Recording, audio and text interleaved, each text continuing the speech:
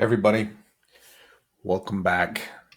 Listen, I want to apologize. I know it's been probably about almost a week since, maybe even more, since our last episode of. Oh, by the way, welcome, Public Domain After Dark, where I read a really old book in front of a camera out loud in the middle of the night. The reason I have been away is I actually needed a little time to recover. No, I did not have coronavirus. What I did have is an older son who insisted that my wife and I watch Tiger King with him, and I got sucked into that pretty hard. And I have to say that it made me dumber as a human being for having watched that.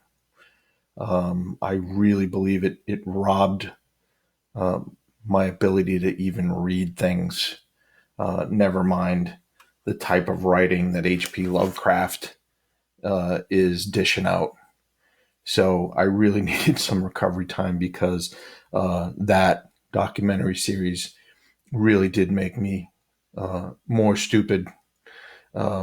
And I'm ashamed that I watched it. It does explain quite a few things, though, in terms of where we are as people. Um, but anyway, welcome back to Public Domain After Dark. We are currently reading At the Mountains of Madness by H.P. Lovecraft. And a couple other announcements. Very exciting news. We are now up to a total of 6 subscribers, which is fantastic. So 6 more. Hey, Josh, how's it going? Cheers, brother. It's good to see you.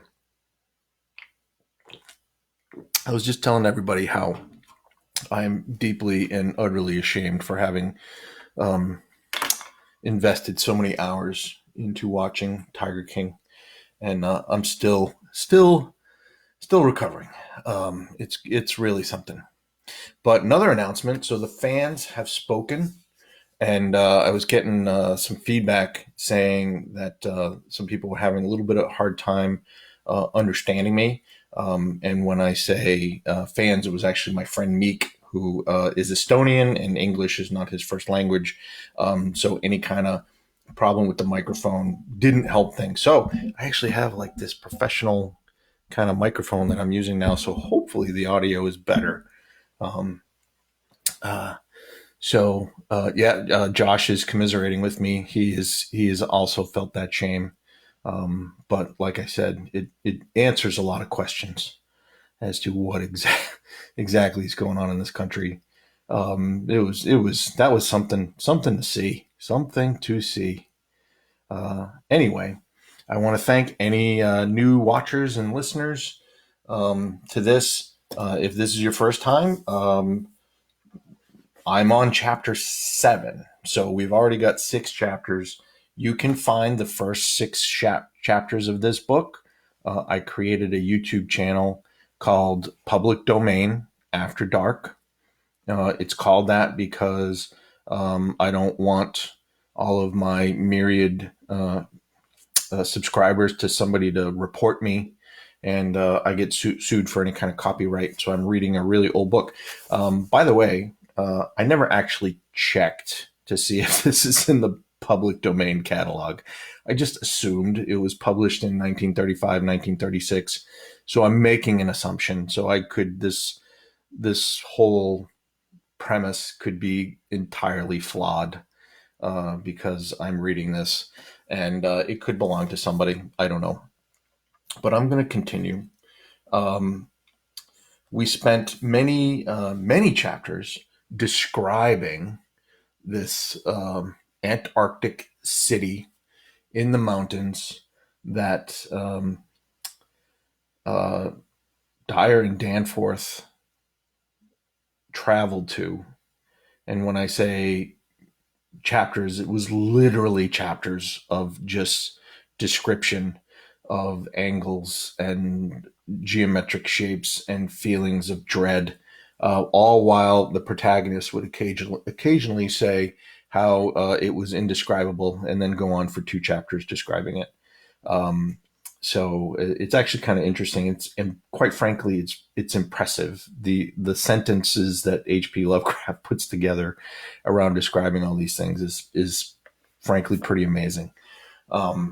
So last we left off, we were in the middle of these descriptions, and we discovered that Danforth, they thought that he had seen, potentially seen an elder one, and that they found inscriptions describing these mythical eldritch horrors, and which is why they are trying to prevent anybody else from visiting the mountains down in the Antarctic. So, without further ado, let's continue the story with Chapter 7, At the Mountains of Madness by H.P. Lovecraft. The full story, so far as deciphered, will shortly appear in an official bulletin of Miskatonic University. Here I shall sketch only the salient highlights in a formless, rambling way. Myth or otherwise, the sculptures told of the coming of those star-headed things to the nascent, lifeless Earth out of cosmic space. Their coming, and the coming of the many other alien entities such as at certain times embark upon spatial pioneering. They seemed able to traverse the interstellar ether on their vast membranous wings, thus oddly confirming some curious hill folklore long ago told me by an antiquarian colleague. They had lived under the sea a good deal, building fantastic cities and fighting terrific battles with nameless adversaries by means of intricate devices employing unknown principles of energy. Evidently, their scientific and mechanical knowledge far surpassed man's today, though they made use of it more widespread in elaborate forms only when obliged to. Some of the sculptures suggested that they had passed through a stage of mechanized life on other planets, but had receded upon finding its effects emotionally unsatisfying. Their preternatural toughness of organization and simplicity of natural wants made them peculiarly able to live on a high plane without the more specialized fruits of artificial manufacture, and even without garments except for occasional protection against the elements. Interesting. I read this many, many years ago. I don't remember that part that they actually became mechanical and then retreated from that. That was an interesting little point.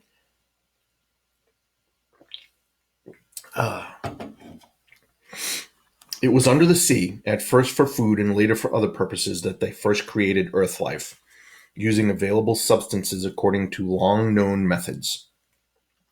The more elaborate experiments came after the annihilation of various cosmic enemies.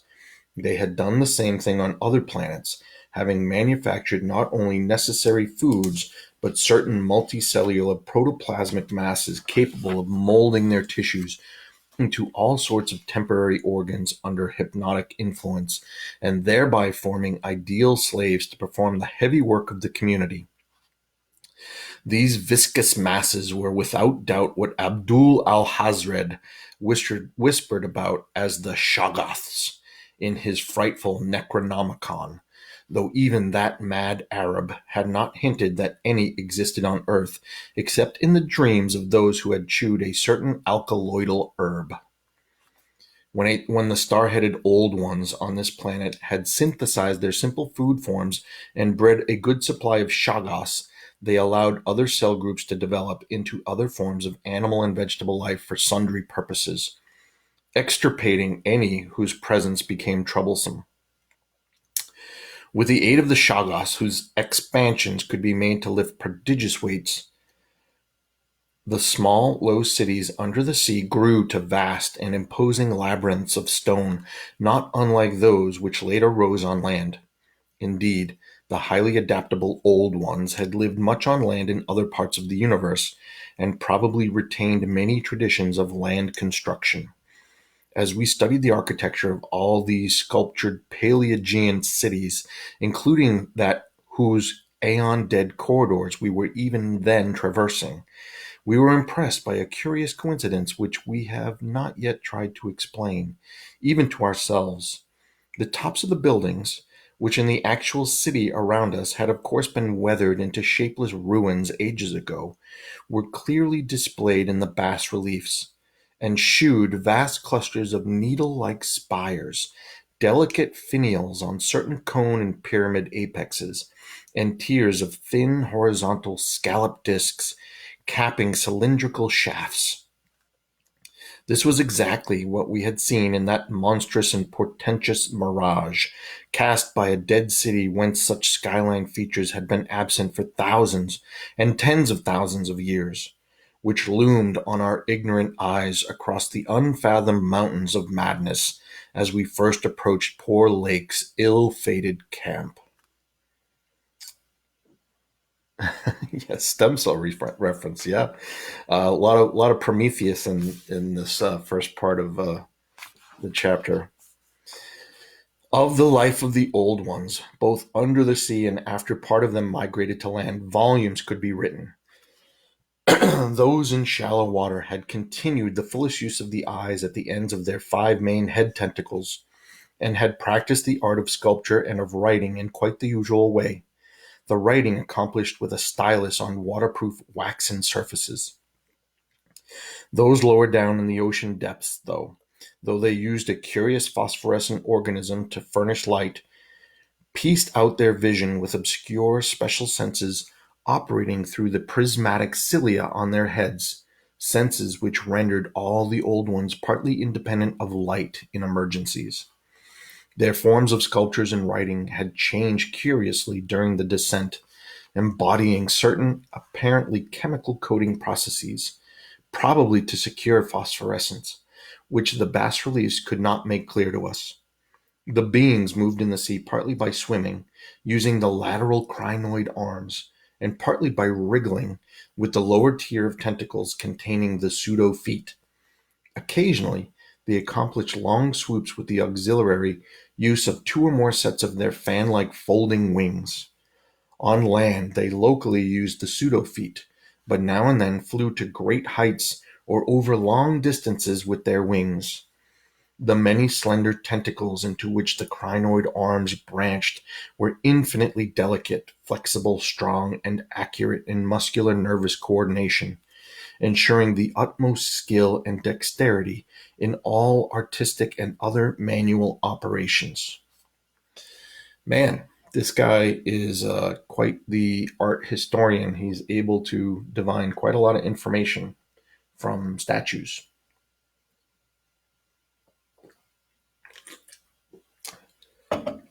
The toughness of the things was almost incredible.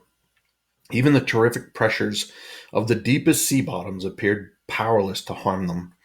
Very few seemed to die at all except by violence, and their burial places were very limited. The fact that they covered their vertically inhumed dead with 5-pointed inscribed mounds set up thoughts in Danforth and me which made a fresh pause and recuperation necessary after the sculptures revealed it.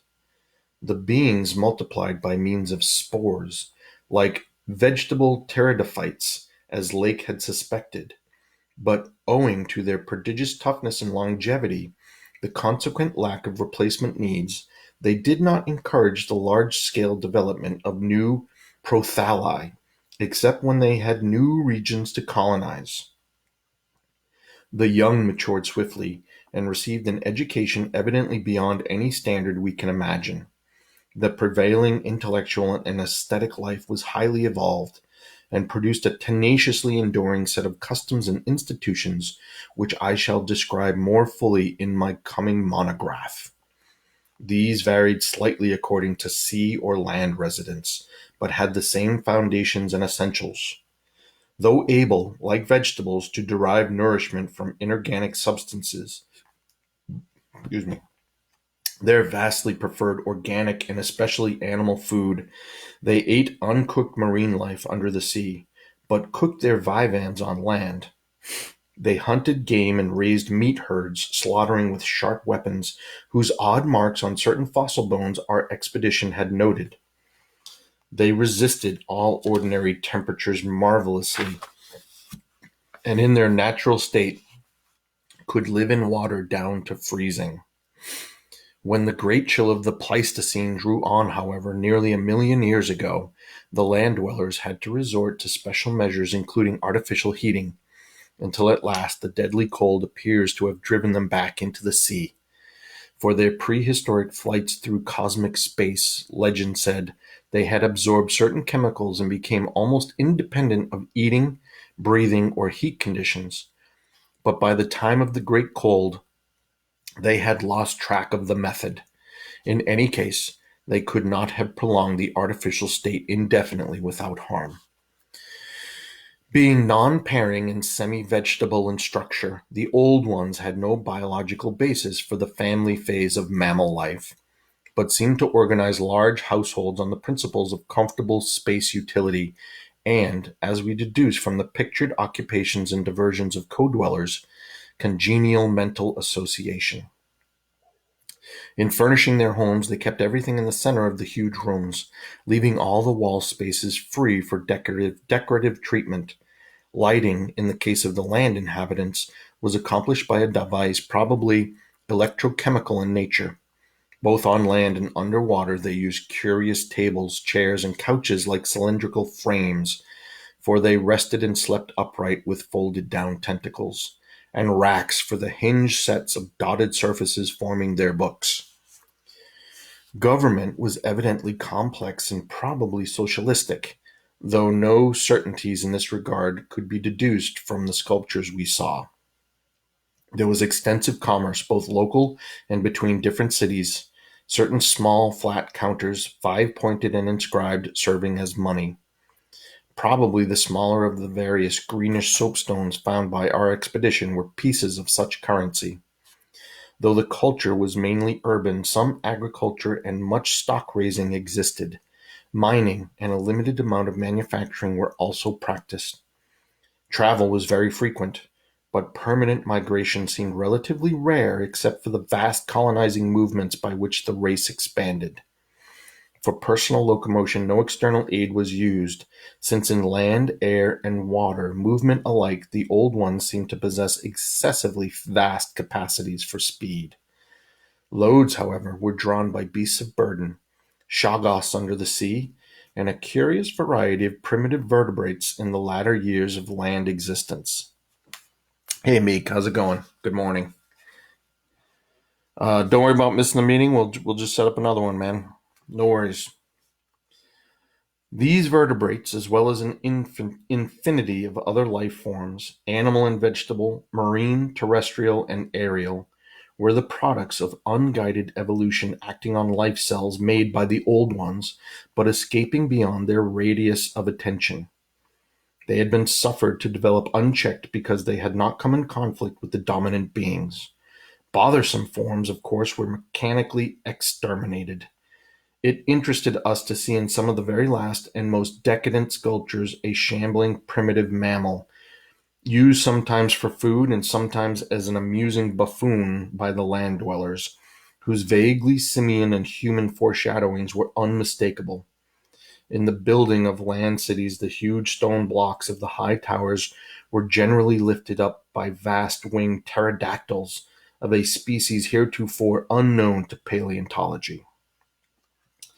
The persistence with which the old ones survived various geologic changes and convulsions of the Earth's crust was little short of miraculous, though few or none of their first cities seem to have remained beyond the Archean age. There was no interruption in their civilization or in the transmission of their records. Their original place of advent to the planet was the Antarctic Ocean, and it is likely that they came not long after the matter forming the moon was wrenched from the neighboring South Pacific. Wow. This was written in the 1930s. That theory of moon formation, which is kind of accepted now, was brand new. That's interesting. According to one of the sculptured maps, the whole globe was then underwater, with stone cities scattered farther and farther from the Antarctic as aeons passed. Another map shews a vast bulk of dry land around the South Pole, where it is evident that some of the beings made experimental settlements through their main centers, though their main centers were transferred to the nearest sea bottom.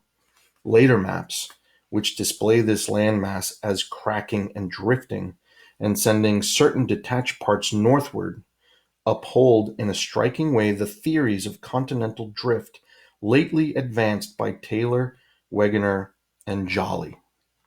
So H.P. Lovecraft is talking about the formation of the moon from an impact with the Earth, which is a leading theory, and also about plate tectonics, which was brand new then, and really, actually, it makes sense. It was really kind of in the realm of science fiction, and he put that in here. Both of those things are true. With the upheaval of new land in the South Pacific, tremendous events began. Some of the marine cities were hopelessly shattered, yet that was not the worst misfortune. Another race, a land race of beings shaped like octopi and probably corresponding to the fabulous pre-human spawn of Cthulhu, soon began filtering down from cosmic infinity and precipitated a monstrous war, which for a time drove the old ones wholly back to the sea, a colossal blow in view of the increasing land settlements. Later, peace was made, and the new lands were given to the Cthulhu spawn, whilst the old ones held the sea and the older lands. New land cities were founded, the greatest of them in the Antarctic, for this region of first arrival was sacred. From then on, as before, the Antarctic remained the center of the Old One's civilization, and all the discoverable cities built there by the Cthulhu spawn were blotted out. Then suddenly the lands of the Pacific sank again, taking with them the frightful stone city of R'lyeh and all of the cosmic octopi, so that the old ones were again supreme on the planet except for one shadowy fear about which they did not like to speak. At a rather later age their cities dotted all the land and water areas of the globe, hence the recommendation in my coming monograph that some archaeologists made systemic borings with Peabody's type of apparatus in certain widely separated regions. The steady trend down the ages was from water to land, a movement encouraged by the rise of new land masses, though the ocean was never wholly deserted. Another cause of the landward movement was the new difficulty in breeding and managing the shoggoths, upon which successful sea life depended. With the march of time, as the sculptors sadly confessed, the art of creating new life from inorganic matter had been lost, so that the old ones had to depend on the molding of forms already in existence. On land, the great reptiles proved highly tractable, but the shoggoths of the sea, reproducing by fission and acquiring a dangerous degree of accidental intelligence, presented for a time a formidable problem. They had always been controlled through the hypnotic suggestion of the old ones, and had modeled their tough plasticity into various useful temporary limbs and organs, but now their self-modeling powers were sometimes exercised independently and in various imitative forms implanted by past suggestion. They had, it seems, developed a semi-stable brain whose separate and occasionally stubborn volition echoed the will of the old ones without always obeying it. Sculptured images of these shoggoths filled Danforth and me with horror and loathing. They were normally shapeless entities composed of viscous jelly, which looked like an agglutination of bubbles, and each averaged about 15 feet in diameter when a sphere. They had, however, a constantly shifting shape and volume, throwing out temporary developments or forming apparent organs of sight, hearing, and speech in imitation of their masters, either spontaneously or according to suggestion.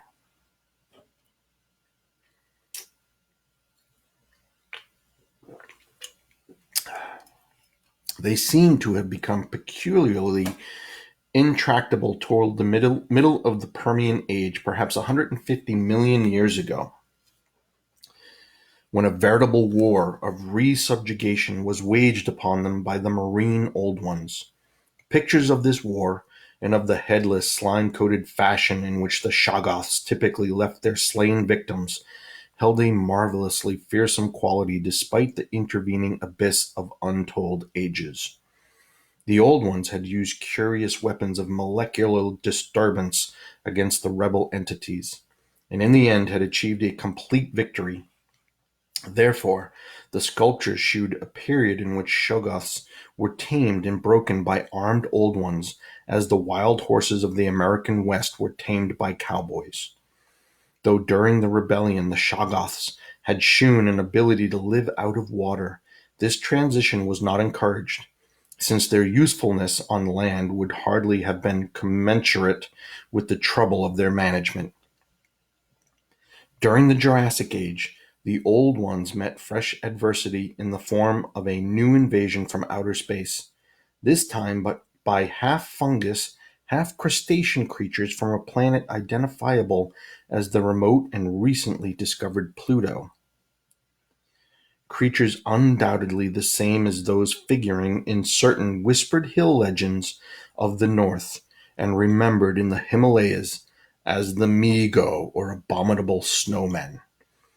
To fight these beings, the Old Ones attempted for the first time since their terrene advent to sally forth again into the planetary ether, but despite all traditional preparations found it no longer possible to leave the Earth's atmosphere. Whatever the old secret of interstellar travel had been, it was now definitely lost to the race. In the end, the Mi-Go drove the Old Ones out of all the northern lands, though they were powerless to disturb those in the sea. Little by little, the slow retreat of the elder race to their original Antarctic habitat was beginning. Okay, so the Old Ones are fighting Cthulhu spawn. They're fighting their own Shoggoths that have mutated, and they're fighting Yetis. It's getting really interesting. It was curious to note from the pictured battles that both the Cthulhu spawn and the Mi-Go seem to have been composed of matter more widely different from that which we know than was the substance of the Old Ones. They were able to undergo transformations and reintegrations impossible for their adversaries, and seem therefore to have originally come from even remoter gulfs of cosmic space. The Old Ones, but for their abnormal toughness and peculiar vital properties, were strictly material, and must have had their absolute origins within the known space-time continuum, whereas the first sources of the other beings can only be guessed at with bated breath. All this, of course, assuming that the non-terrestrial linkages and the anomalies ascribed to the invading foes are not pure mythology. Conceivably, the Old Ones might have invented a cosmic framework to account for their occasional defeats, since historical interest and pride obviously formed their chief psychological element. It is significant that their annals failed to mention many advanced and potent races of beings whose mighty cultures and towering cities figure persistently in certain obscure legends. The changing state of the world through long geologic ages appeared with startling vividness in many of the sculptured maps and scenes. In certain cases, existing science will require revision, while in other cases its bold deductions are magnificently confirmed. As I have said, the hypothesis of Taylor, Wegener, and Joly that all the continents are fragments of an original Antarctic landmass which cracked from centrifugal forces and drifted apart over a technically viscous lower surface, an hypothesis suggested by such things as the complementary outlines of Africa and South America, and the way the great mountain chains are rolled and shoved up, receives striking support from this uncanny source. Plate tectonics. true. Maps evidently shewed the Carboniferous world of 100 million or more years ago displayed significant rifts and chasms destined later to separate Africa from the once continuous realms of Europe, then the Volusia of hellish primal legend, Asia, the Americas, and the Antarctic continent. Other charts, the most significantly one in connection with the founding 50 million years ago of the vast dead city around us, shewed all the present continents well differentiated, and in the latest discoverable specimen, dating perhaps from the Pliocene age, the approximate world of today appeared quite clearly despite the linkage of Alaska with Siberia, of North America with Europe through Greenland, and of South America with the Antarctic continent through Graham Land. In the Carboniferous map, the whole globe, ocean floor, and rifted landmass alike bore symbols of the old one's vast stone cities. But in the later charts, the gradual recession towards the Antarctic became very plain.